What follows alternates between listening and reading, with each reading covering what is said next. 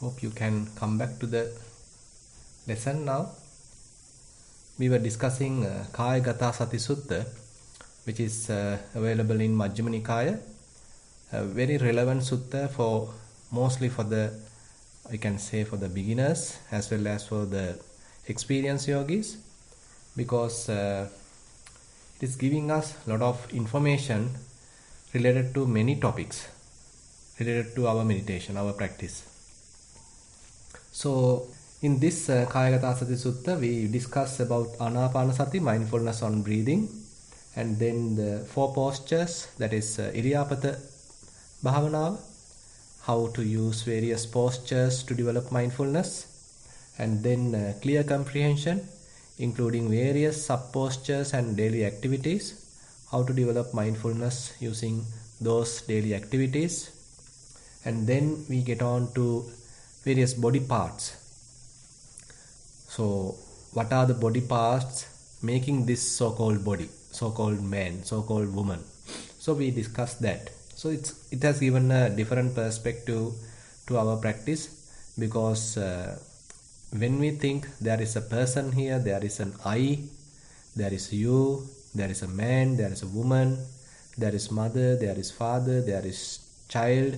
So this is actually, we are working on the conventional level, but when we look at our body, it consists of various body parts, and if we are able to time look at it in that way, then it gives a kind of an insight for us to think, for us to ponder, is there a really person, is there a really I, is there a really beautiful body here, or is it a collection of many bodily parts? So it has given another perspective about our life. And then we discuss about various elements, particularly the 4 elements. What are the 4 elements making this so-called body, and how to recognize each and every element, and that we have discussed. And then last week actually we discussed about 9 charnel round contemplations. Sometimes we call as Navasivatika Bhavana. So basically what will happen to this body after it passed away, after it died. So how a corpse may go through various stages of decay. So that was discussed during last time, and that is also a very insightful practice, because when we think this body is really important, so this body is very important and it is very beautiful and say very strong, so we might get conceited. But on the other hand, when we understand it has the same kind of a destiny, it has to go through some certain stages, unavoidable stages after the death, and once we understand that side, so we come back to the ground, so we become very humble, so we become more humility, so made with a lot of humility, so that we can live with others harmoniously, and a lot of conceit is removed, and we become really a simple good human beings. So that is another way of looking at our life. And now Buddha is taking us to another topic, that is the number 7, that is related to jhana, that is the absorptions. So we will discuss about absorptions today. So in the absorptions, so basically the idea is, so we are keeping one important or one wholesome object as our meditation object, and again we are applying our mind, applying our attention to that. So this actually helps us to stop various other distractions. Say for example, at the beginning you are using breath, say for example. So we start from very simple way, just to maintain our attention at in breath and then out breath, again on in breath, again on out breath. So likewise we start it in a very simple way, but we improve that. So we are aware at this moment, at this given moment, this is the in breath. At this given moment, this is the out breath. So likewise, again and again, we are applying our mind again and again to this breath at this present moment, and that helps us to develop mindfulness. And as we progress, we even develop fair amount of clear comprehension. We can understand it is not the out breath, this is the in breath. In breath is different from out breath. Out breath is different from in breath. So we can clearly recognize. And sometimes we understand, okay, in breath is longer, out breath is shorter, or in breath is longer, out breath is shorter, or in breath comes in one nostril, out breath going in another nostril. In breath is cooler, out breath is warmer. So likewise, various subtle differences we can recognize. So we are refining our mindfulness and we are improving clear comprehension, sampajanya. And then even we recognize certain differences between two consecutive in-breaths, two consecutive out-breaths. Even though it appears like very similar, when our clear comprehension improves, we may be able to recognize very subtle differences between two consecutive in-breaths or two consecutive out-breaths. That indicates that our attention is moving forward for very finer detail, very minute details, so that our mindfulness is well refined, our attention is very precisely aimed, and clear comprehension is improved, and we are utterly in the present moment.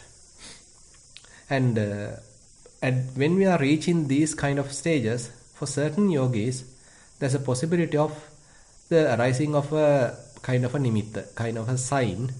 For some yogis, it may be a little light, kind of a illumination, or kind of a cloud, kind of a cotton wool. So different way for different yogis.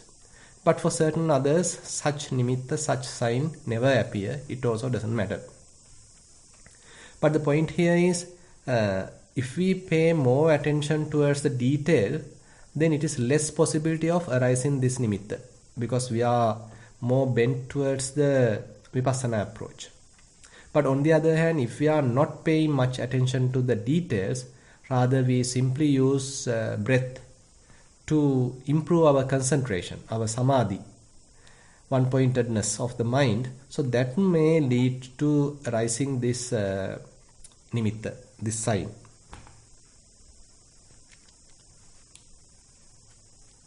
So once this nimitta arises, sometimes we call as anapanasati nimitta, the sign of anapanasati. So at the beginning it might not be very beautiful or luminous, but as we improve our practice, more we keep our attention on the breath, so it can further improve this nimitta, this sign, and it may appear very beautiful, very attractive, or even very bright.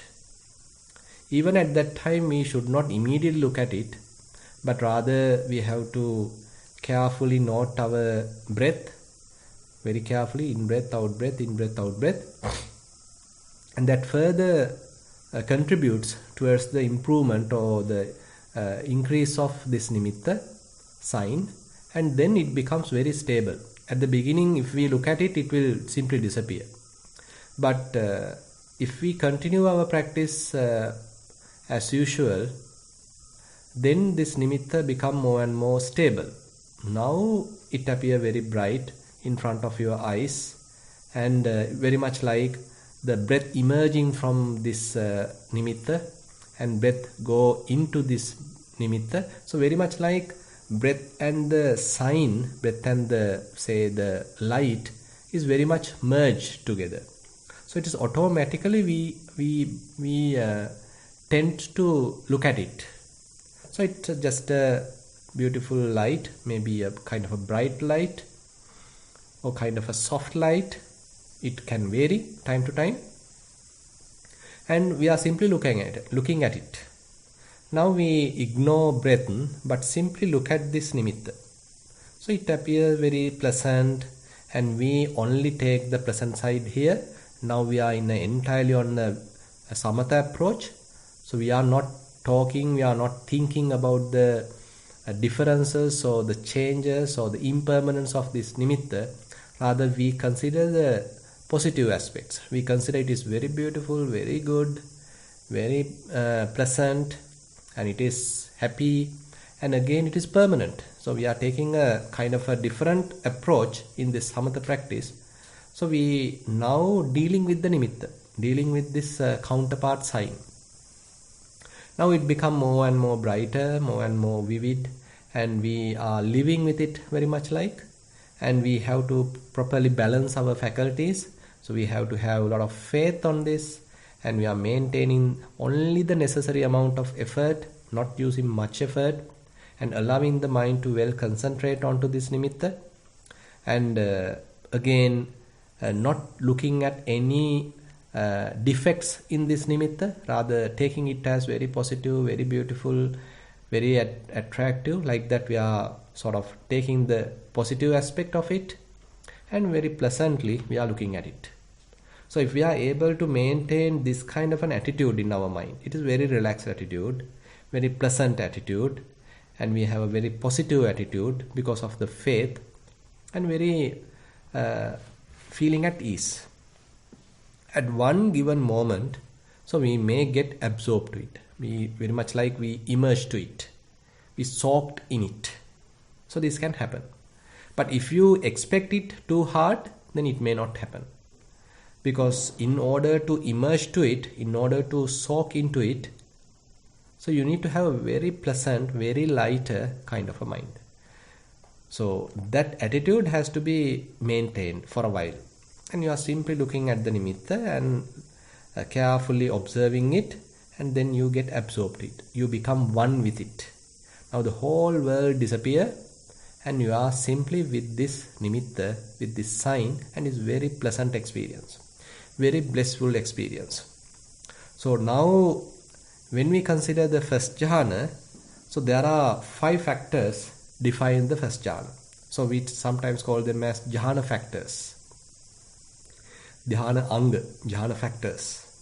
So at the beginning, our mind still might try to jump out of this nimitta. So there's a little disturbance still might happen, but again and again we apply mind, again and again back to the nimitta, again and again back to this counterpart sign. Very much like it's trying to going out, we are again putting it back. Again trying to going out, again we are putting it back. But later, we don't need to forcefully do it, but the mind itself does it. We don't need to intervene. We can simply observe it, but mind itself does this task.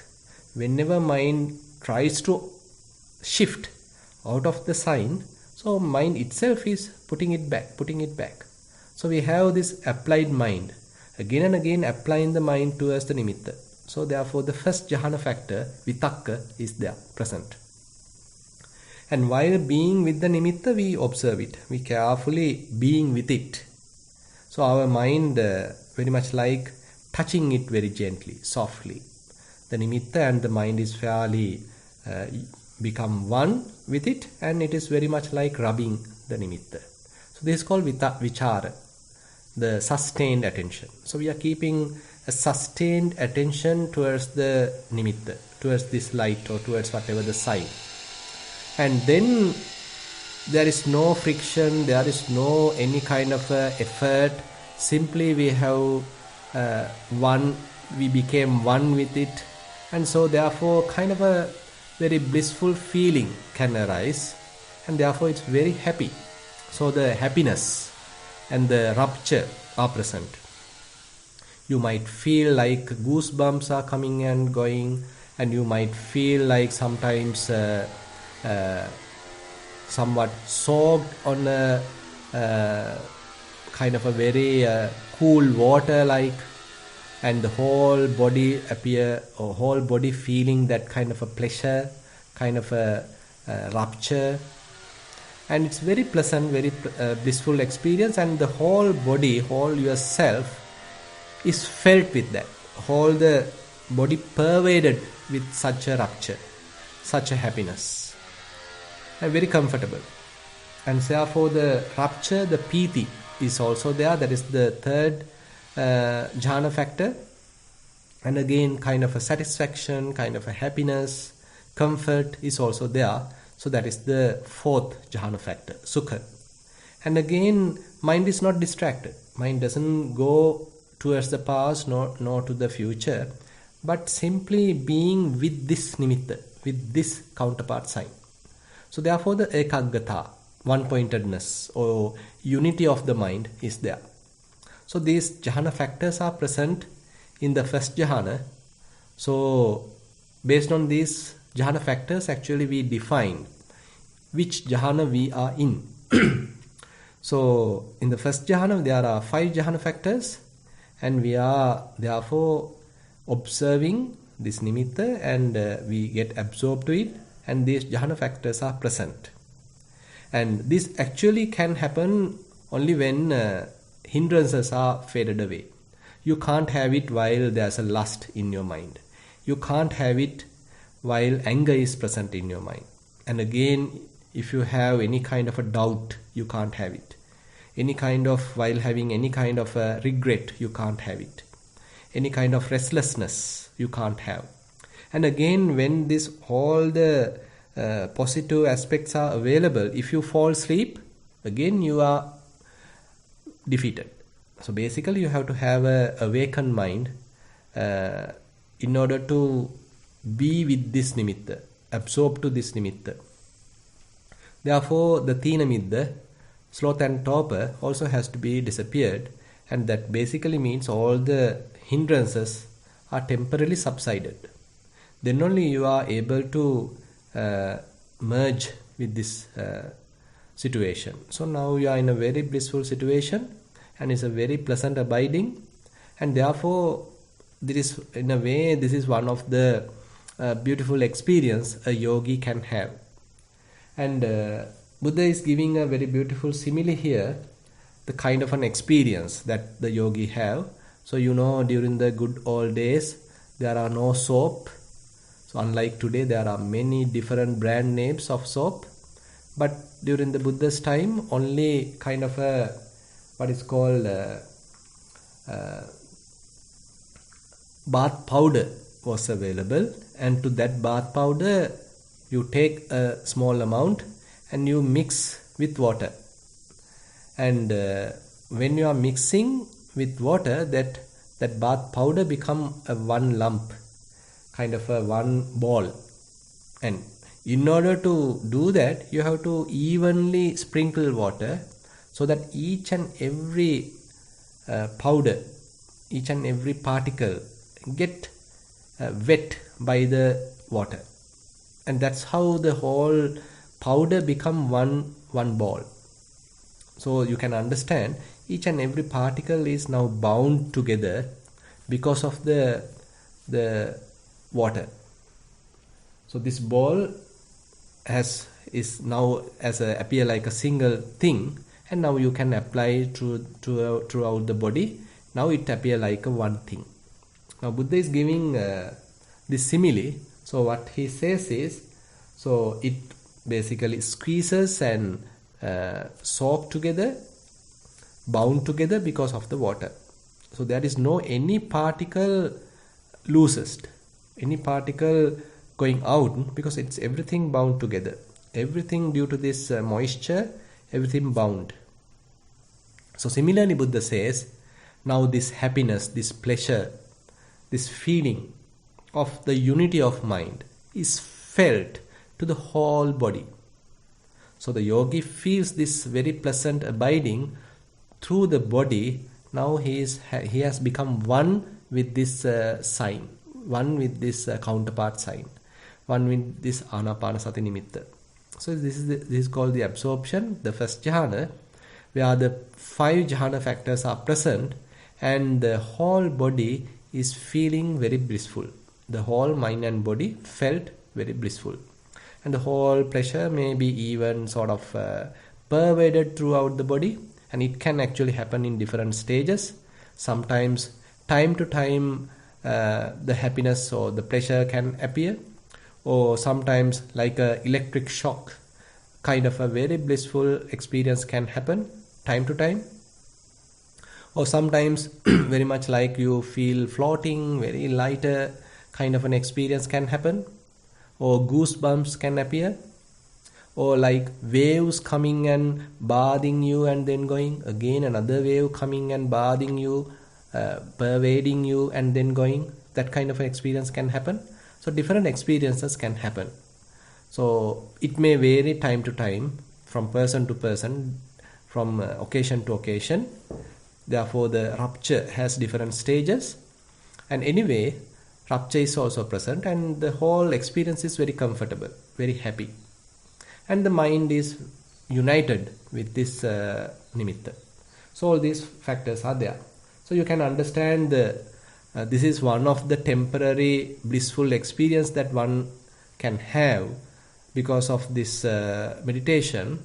And in a way, for a yogi, this is also a very beautiful experience. So sometimes at the beginning, the whole meditation appear like very difficult. Minds constantly go out, and you have to struggle hard to bring it back. But later, when the mind is well tamed, the experience become very blissful, experience become very comfortable, and this jhana is one of the most prominent experience one can have, and it may even change your life, because you will understand more very prominently that there's an entirely different domain is available for you to be happy. It is not a happiness that you gain by looking at various sites.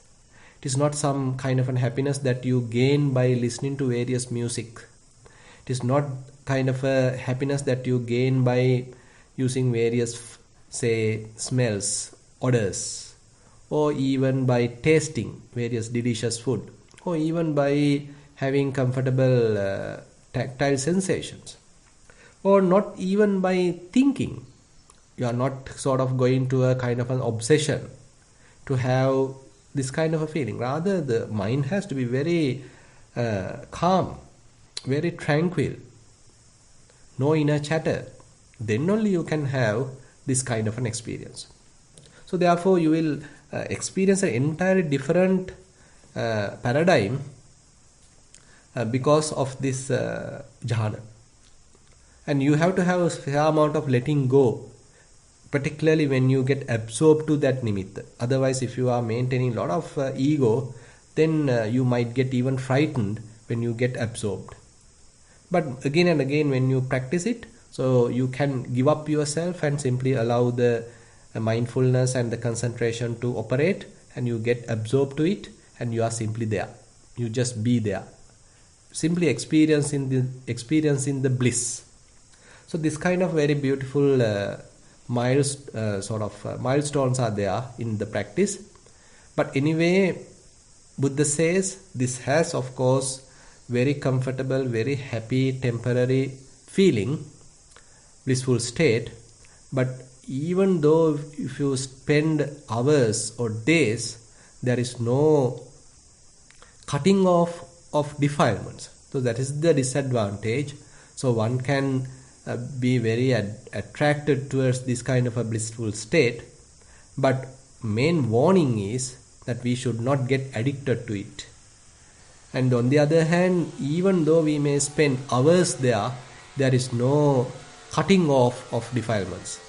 So it is very clearly mentioned in Salleka Sutta, available in Majjhima Nikaya, that Buddha says all these jhanas, not only the Rupa jhana, even the Arupa jhana, are simply pleasant abiding, pleasant dwelling places for the mind, but there is no any cutting off of defilements. So the cutting off of defilements can only happen through vipassana meditation, insight practice. So that is another point that we need to understand. But anyway, so this kind of experience is really a kind of a encouragement for the yogis to search our inner happiness, not depending on so much about the outside happiness. Rather, the happiness is available within. So it is with you. You don't need to going after another person to be happy. There is a lot of happiness available within ourselves. So it's a matter of refining our faculties, attuning our faculties, so that we are able to get absorbed to this kind of a state, and then we can enjoy this kind of a blissful state. So since this is discussed with respect to the body, Buddha says if one is experiencing this first jhana again and again, so the mind tends to be with the body. So this is another advantage actually we can get from this samatha practice. Buddha says, so this is all the typical mundane sense related thoughts may disappear, because you are introduced for a new domain, new paradigm towards the happiness, and therefore your mind tends to stay with the body, just concentrated with the body, joined with the body, united with the body, concentrated with the body. So this is the main advantage. So all the typical sensual pleasure related thoughts are disappeared, and you are fairly connected now with the body. So that is the advantage of this kind of a practice. So this is the short information about the first jhana. And so if you are having some time, say you are not in your old age for you to play with this kind of a state, but you are in a young age, say 25 years, 30 years, 35 years, still you have some time to enjoy these kind of blissful states. But I don't encourage very old people to spend a lot of time on this kind of states, because it may take a lot of time to practice this. But spending fair amount of time to develop wisdom in the vipassana side is more preferred, more advantageous, more beneficial. So that is another note. And with that, I like to conclude today's short Dhamma sermon, and I open the session for questions. Avasai Bhante, there are currently 6 questions. Yeah. Question number 1, mindful sitting. Venerable Bhante, during my sitting meditation, I watch the breath till it calms down, and after a while I can feel rapture, sometimes a wave or goosebumps like feeling. When this happens, I watch each sensation. My question is, how do I proceed to calm it down? Much merits for your guidance. That's the end. Yeah, I mean, it may happen naturally. You don't need to forcefully calm them down. Rather, more you watch it carefully, more you equanimously watch it, so the calming down is the natural effect. So they may get agitated if our mind is also agitated. But rather, we have an open attitude. We embrace them, we acknowledge them. And whatever arises, we are looking at them. We are learning from them. So they are the sort of teacher for us at that time. So each and every one is popping up for us to teach something, to make us kind of a wise person. So we are taking the advantage of that appearance of whatever this sensation, and we are taking it for our improvement. And more and more they appear, we take it positively. So we don't need to immediately try to calm them down or make them to disappear. So that is also a wrong attitude, because we are sort of having kind of a resistance towards the arising of these various phenomena. But on the other hand, if we have a quite open attitude, we simply allow them to come, allow them to be, and allow them to go. So they are not mine. They are not bothering me, but they are coming by themselves due to various causes and conditions, and I am there to watch it and allow them to be there. And when they are going, I have no resistance towards that either. I allow them to go. So when we have that kind of an open attitude, simply they go away, fade away very quickly. So therefore, don't try to suppress them, don't try to kick them out. Rather, simply be with them, allow them to come, allow them to be, and then they will naturally disappear. Yeah. Question number 2 of 6 is a general question. Dear Bhante, thank you for your great explanations on different practices related to body contemplation, the last Dhamma talk under Kayagata Sati Sutta. I understand that the decaying body phases in the carnal ground and asubha can be very effective in some scenarios, as explained by Bhante, especially to reduce excessive lust, recognize the reality, and make us humble. When I tried these contemplations, my first observation was the uneasiness and disliking of the mental pictures of decaying body. I felt fear, nausea, and choking in a mild manner. I could feel increasing breathing and sweating sensations. As per Bhante's advice, I recognized that these are signs of mindfulness, and my focus was on the body, so I was not completely distracted to stop the meditation. After several attempts, I still get the uneasiness and nausea kind of feeling, and started observing how these feelings arise and dominate in mind and overall state of mind. Is this the method I should practice, or put more effort to go to the main object of contemplation? With metta, that's the end. Yeah, I think based on the situation you have to use them.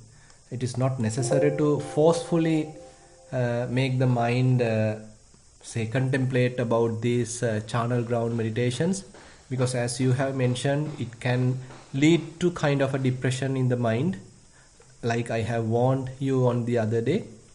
So if your mind is in a very pleasant but not with lust but very equanimous state, so it is not essential to practice this kind of a meditation object, because already the mind is equanimous, already the mind is clear, there is no lust at all.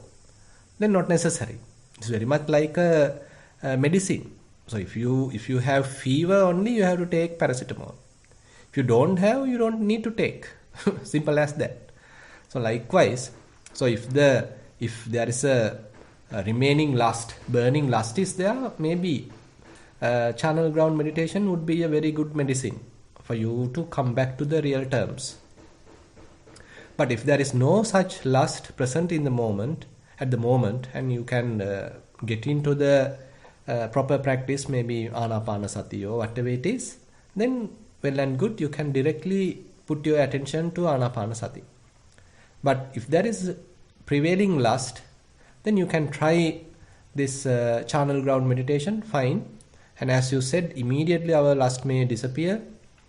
And once the lust disappear, you also have to stop the medicine as well, because the illness is cured now. So you don't need to continue the medicine. And at the moment, okay, mind has come back to the real terms, the normal terms, and it is now equanimous. And now you can get into the typical practice. And that's why, we need to know the dose, we need to know the amount, how much we need to practice this kind of a very effective type of practice, because these are very strong medicines. Not like paracetamol, but like more strong medicine. So therefore, don't take them without a prescription. So therefore, you have to take them only when it is necessary. Not necessary to practice every day, or not necessary to practice as a typical usual practice, but only when you feel that you need a strong dose, you need a little injection, then you can try that. Question number 3 of 6. Mindful walking. Venerable Sir, my walking practice has been going quite well during the past few months, and I settled to a routine of approximately 45 minutes of walking before every sitting. I have shared my experience 2 times, and you advised to continue practicing, and the technique and the progress was positive. Due to some sudden changes in my office work, my days got really busy during the last few weeks, and I was struggling to find time to do practice. Even the 2 or 3 occasions I found for practicing were not as pleasing experiences earlier. I found difficult to keep my attention in the walking process, and mind seems to be getting distracted by thoughts related to the current busy schedule. I have heard that mindfulness is not only about concentration and the one-pointed focus, so I try to observe what is going on in my distractive practice rather than abandoning it. When I start walking, I feel the sensations on my left and right foot, mainly the pressure on the soles and how it gets distributed among the front part and the toes. Also, I feel the cold and hot sensations on the sole. I can sense the differences in the left and right foot. However, after 3 or 4 rounds of focused attention, I find that mind gets on various thoughts and jumps out. But I don't get lost completely. I know I am thinking and I can still observe the walking process at a distance. It seems like my stationary point of observation has shifted to riding with the thoughts, and I am observing the walking process while having a roller coaster ride with the thoughts.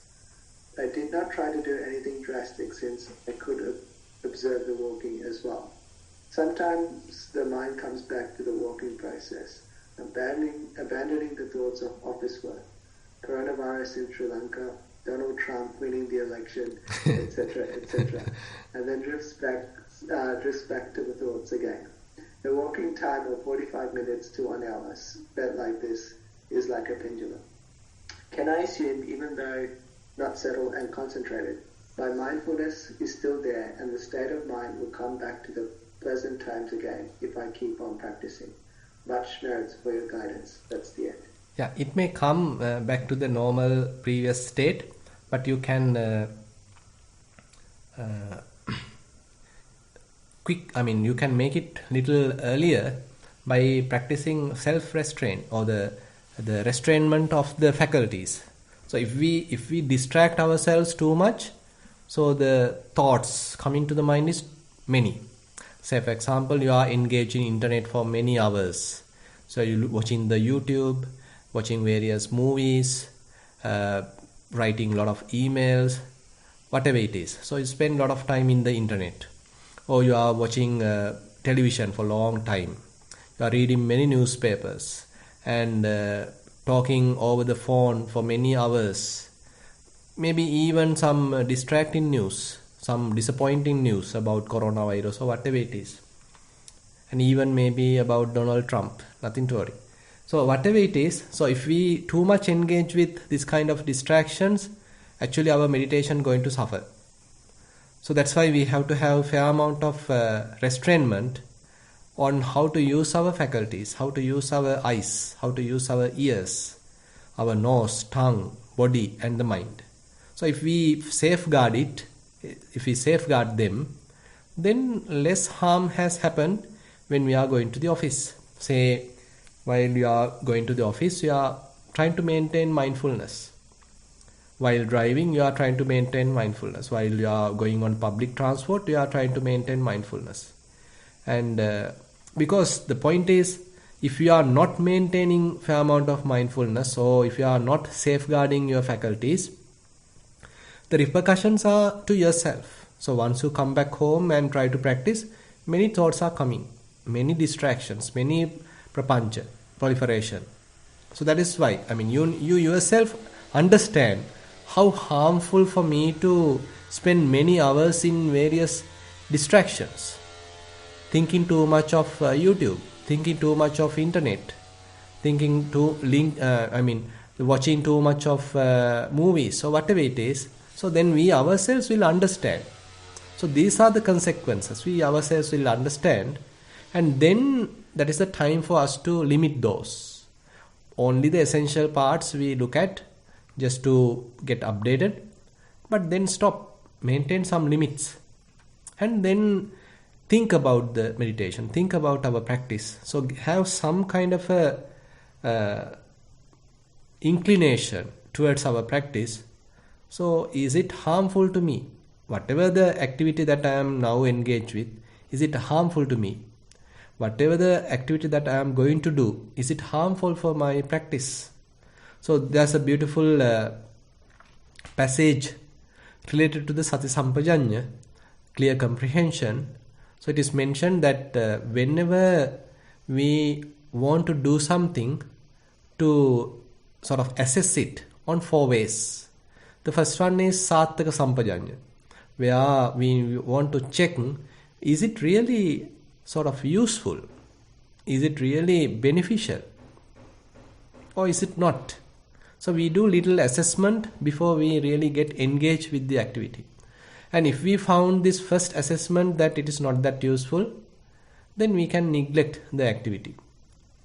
But if we found it is quite necessary, essential to do, then we can continue.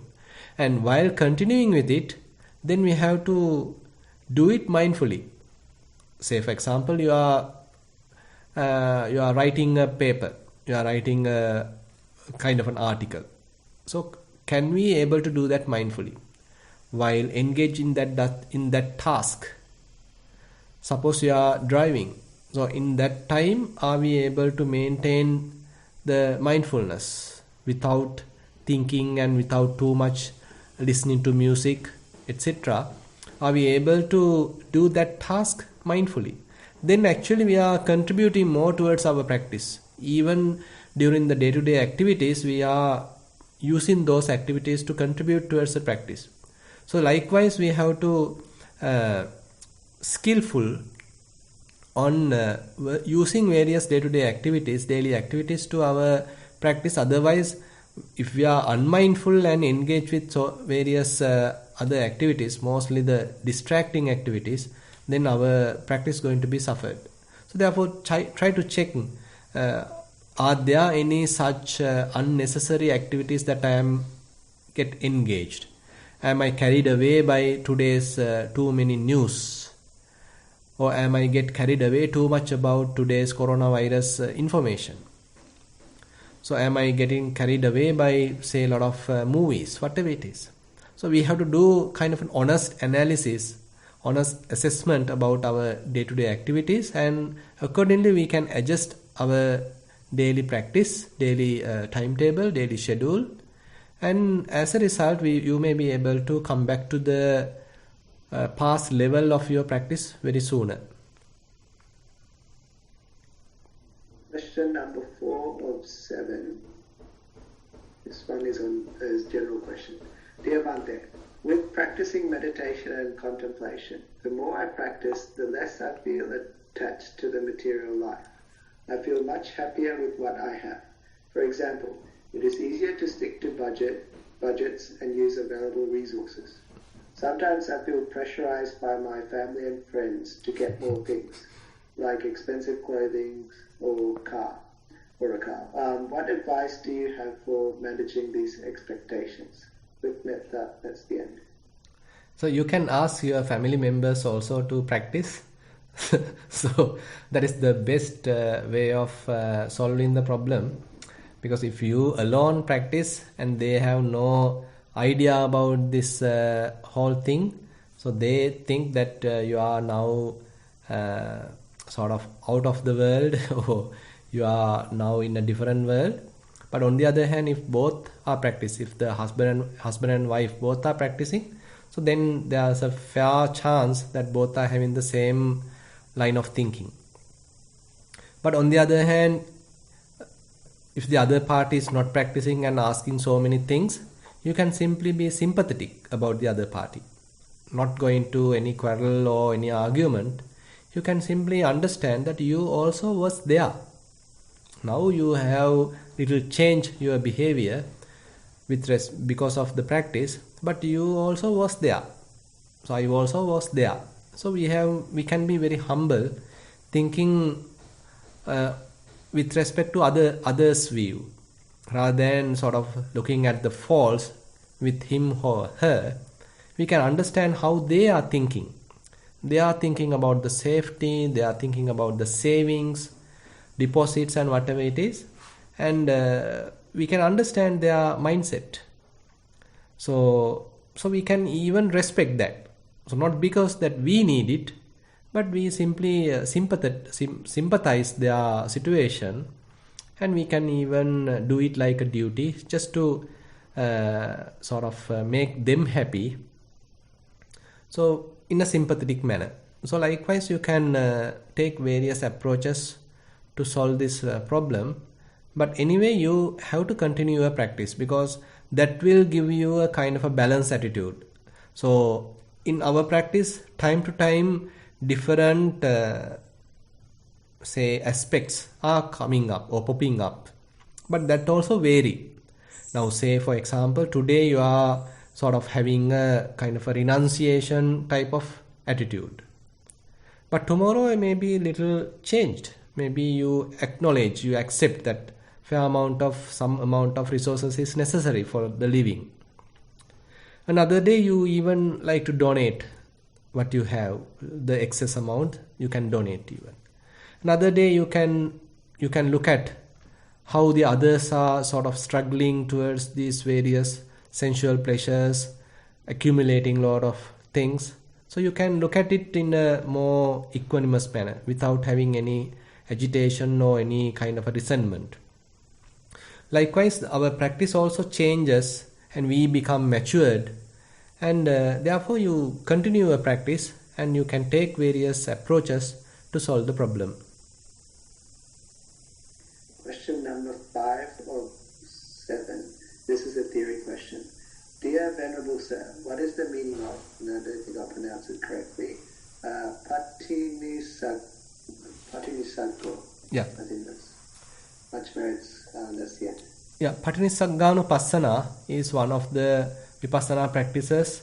If you can remember Anapanasati Sutta, so I have in that 16 steps, the 16th step is Patinisagganupassi Asasi Samiti Sikkati.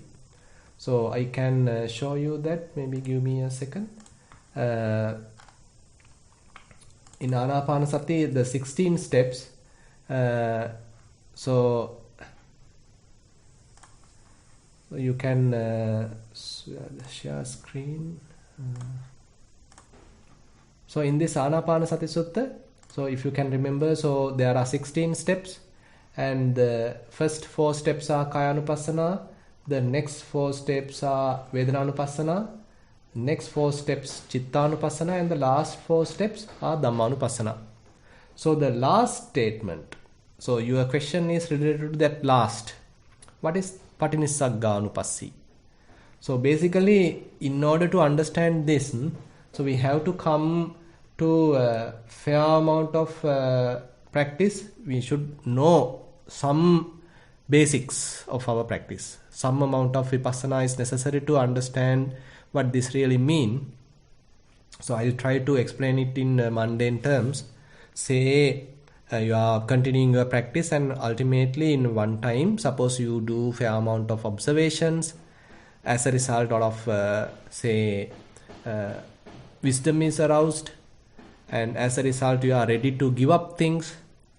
So the nibbida, the giving up, disenchantment arise in the mind, and one day the mind become released. One day mind become sort of free.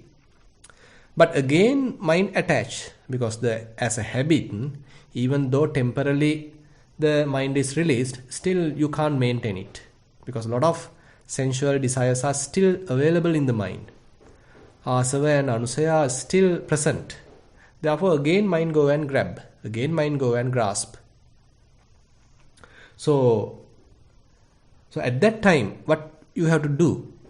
So Patinisagganupassi is where, so when suppose the mind go and attach with something, grasping something, so you have to let go of that. Patinisagga means, literally in Pali, what is Patinisagga means? You letting go. You simply relinquish.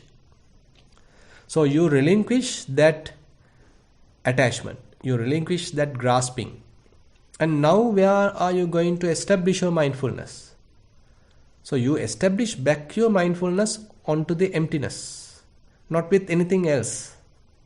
So you are not holding back to the body, or you are not holding back to the feelings, or you are not holding back with another thought. Rather, a thought has arisen, maybe a kind of a grasping has arisen, and you relinquish that and establish back yourself on emptiness. So this is called Patinisagganupassana, and where you are ready to let go of the present attachment and keep the mind again back with this unassociated state, non-attachment state. So this is what called Patinisagganupassi. So you can do it actually with respect to Anapanasati. I mean, you are building up yourself maybe using Anapanasati, or you are building up yourself using rising and falling, you are building up yourself using, say, Dhatu Manasikara, whatever it is. I mean, you can come to or you can reach to this stage using many different paths. But Patinissagganupassana is a common technique, common Vipassana approach possible at a, say, Dhammanupassana level. Yeah. Question number 6 of 7. This one is a general question. This is the first time I've heard the technique of samatha practice and the vivid explanation of the experience of jhana. Usually, Nissarana Vanaya monastery practice is geared towards vipassana practice. Did Bhante practice samatha during the past? What are the advantage of exploring this practice in a lay person's spiritual path? That's the end. Yeah, actually, before I come to Nissarana Vanaya, I practice samatha meditation because I was in Navayana monastery, where a lot of emphasis is given for samatha practice. So advantages are there, as I mentioned. So if one is able to attain jhana, so a lot of experience you can gain. Sometimes, I mean, people, when they don't have much experience, a little amount of concentration, they even misguided, thinking that this is jhana, this is first jhana, this is fourth jhana. Likewise, if they don't have fair amount of understanding, so they sometimes overestimate their experience. On the other hand, this kind of an absorption, sometimes even people can misrepresent or misinterpret, thinking like Maggaphala. So this is entirely a wrong kind of a representation or kind of an understanding. So if you have a fair amount of understanding of samatha practice, so you have experienced concentration practices, samatha practices. You know what it is, and you yourself have some experiential knowledge. So it is very less possibilities there for you to get misled. And when you have samatha experience, and once you get on to the vipassana practice, and there's a big difference there. So you can vividly see the difference. So say, for example, today actually I have explained about the first jhana approaching using the anapanasati. But first jhana can be attained using many other methods, many other techniques as well. And once you know that, once you have experienced that, and when you practice anapanasati bound towards the vipassana, so there you will understand it is not the absorptions. It is not that you are trying to holding any object. You are not trying to get absorbed to the nimitta. Rather, you are coming back to the real terms. So now this nimitta is kind of a mind-made one. It is appearing because of the mind is concentrated. It's an outcome of the concentration. But in vipassana, we are using the real phenomena, not the mind-made phenomena, but the real phenomena.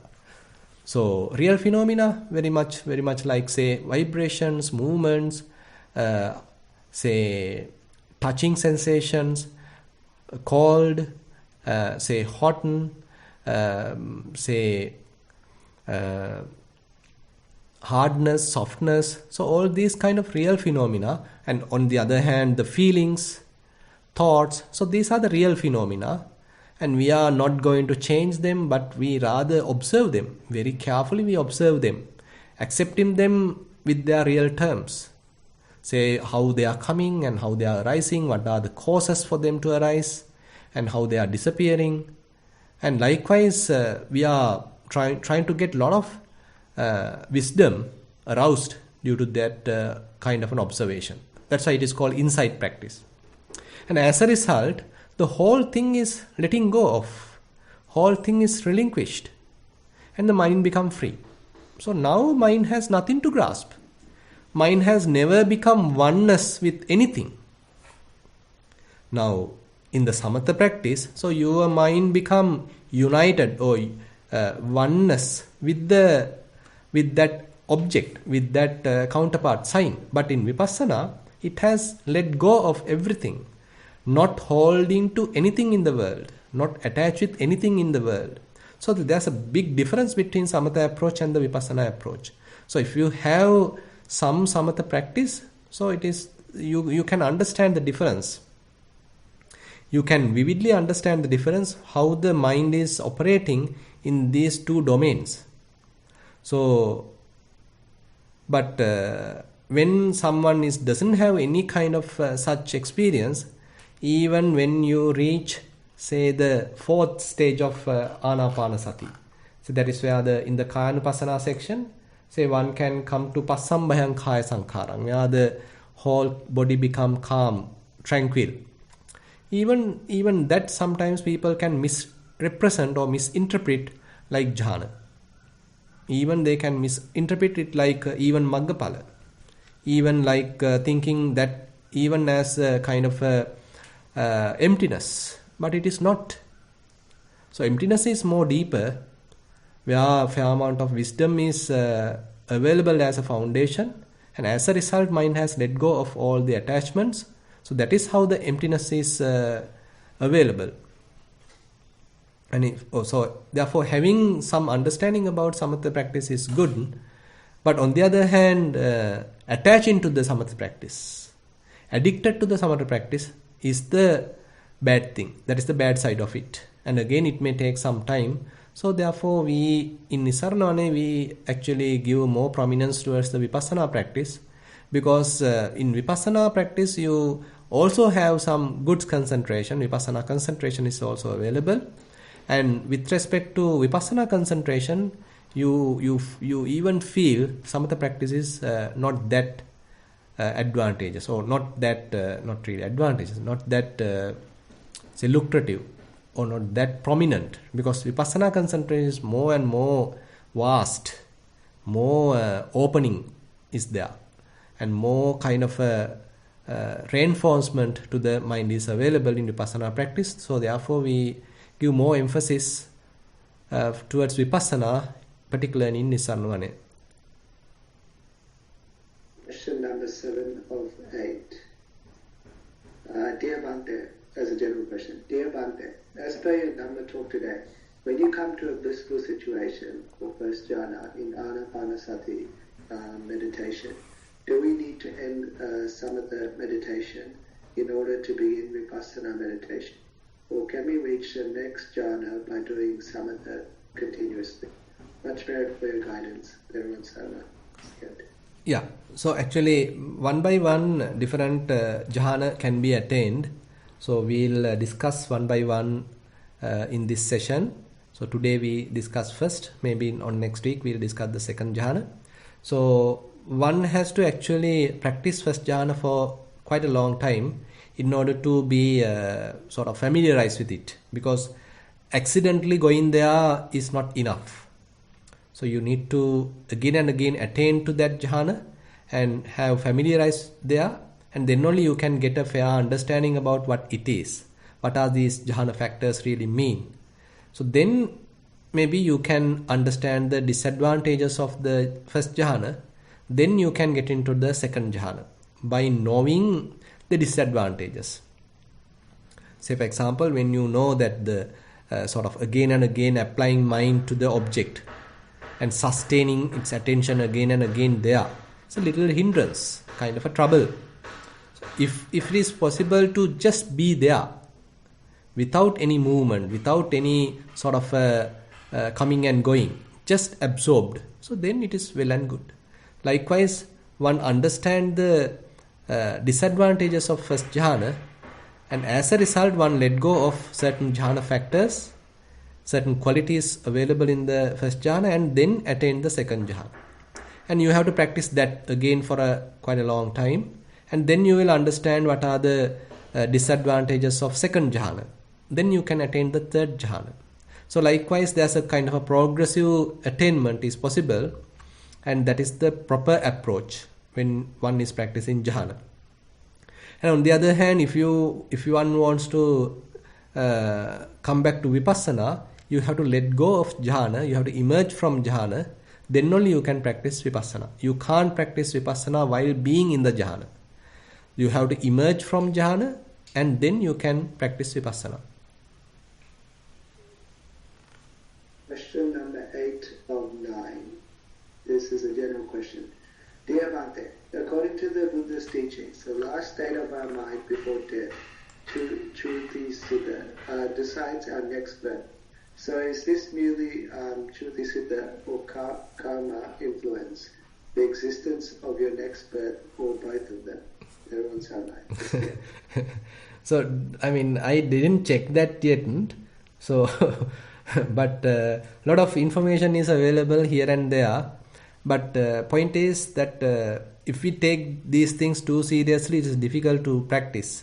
So rather, many explanations are there. I mean, thinking about the karma, what we did throughout our life, what are the wholesome tasks that we did, what are the unwholesome things we did. So depending on that, there could be a karma nimitta appearing in the last moment, or what are the most frequently conducted tasks. Even that can come as a nimitta during the last moment. Or the people get involved while we are doing something, so that nimitta, that persons can come to the mind the last moment. Or maybe even the next life information, kind of a detail, signs can come to the mind in the last moment. So many things are there. So actually we don't have much control over them at that last moment. So what we have control is before that. So don't wait till the last moment for you to decide what you need to do. But rather start today. Develop the mind today. Sort of not allowing the mind to decide that. So you reinforce the mind. You develop the mind. You strengthen the mind with necessary qualities. And to remove or subside various unnecessary qualities, harmful qualities in the mind. So that is what the whole practice is about.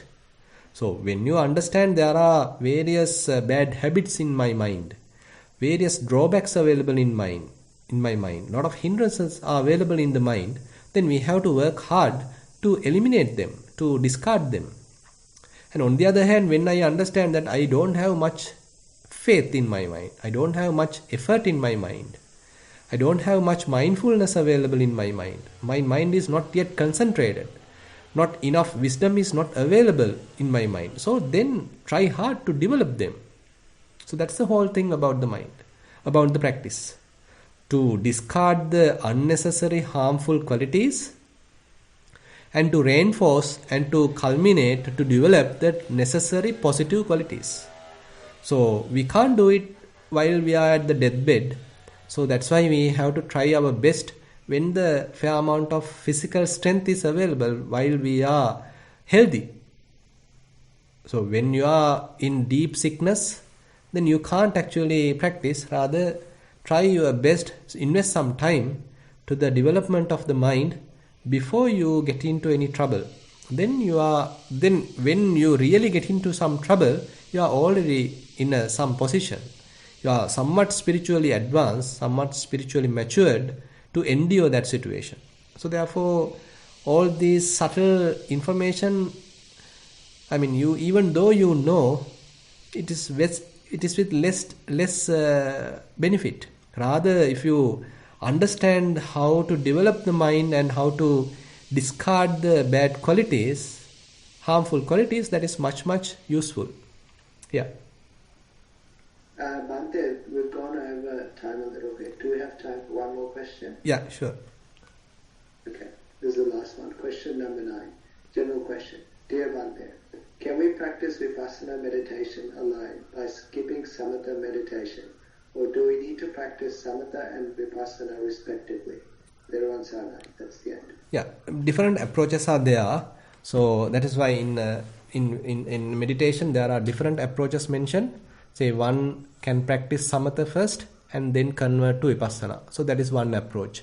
One can directly practice Vipassana from the beginning and then if like can practice Samatha as well.